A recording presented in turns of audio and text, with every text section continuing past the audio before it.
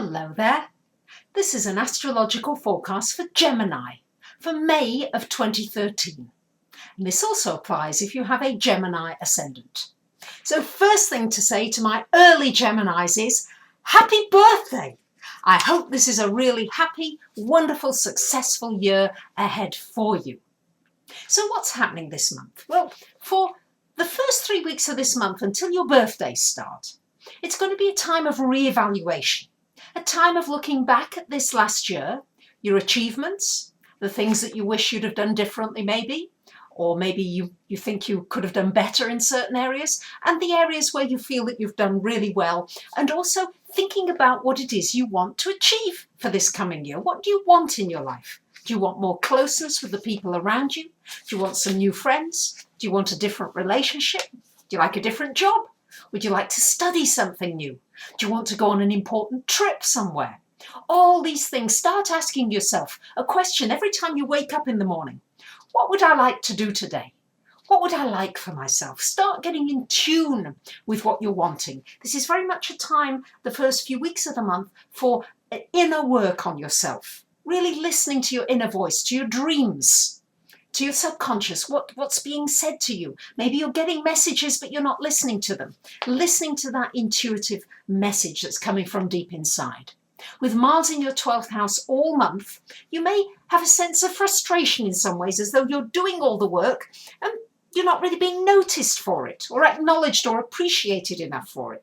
Good time really to be doing a lot of work on your own if you can, working autonomously, and also working on yourself. This is where I'd be putting the focus. It's also a good time as well, first couple of weeks of the month, to do something nice, maybe some volunteering at an old home or the homeless shelter, doing something nice for somebody else. That's a good way of using that Mars energy and not ending up feeling frustrated because you're not getting what you want, but just do something nice for somebody else that takes the focus off the things that you don't feel you're getting. Then things start to waken up and liven up towards after the 21st of the month, when the Sun, Venus and Mercury and Jupiter all in your first house. So it's a wonderful time for you, for doing something nice for yourself, maybe having a makeover, getting yourself some nice new clothes, presenting yourself differently, but just doing something nice for yourself. Also thinking of pleasure a little bit more than work, just for a few days at least, towards the end of the month. Still, it's a time very much, you're coming to the end of this Jupiter cycle, so still important to look at the opportunities in your life. Not to look at where the doors are closed, but look at where things are open. Try to push open some doors for yourself. You've got Venus in that first house. People are going to love you.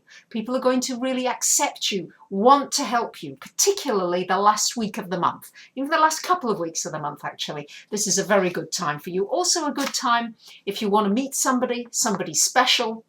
You're going to be much more attractive to somebody and you're going to draw someone to you. So make sure, especially with Uranus in the 11th house, that you're out there and you're about, so that you can meet eligible partners if that's what you're looking for. And also a good time just to meet somebody in business or a new friend or even a new acquaintance.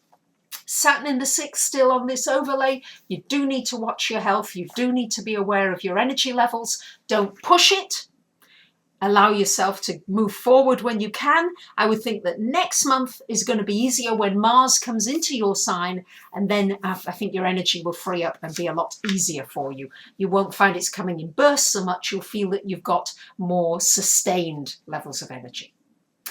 So there you have it. I wish you a very happy birthday. Thank you to those of you who pass the videos on, tweet them, subscribe to my free newsletter. You might want to come for a solar return chart to see what this year holds in store for you personally. I love hearing from you. Thank you for listening. Bye for now.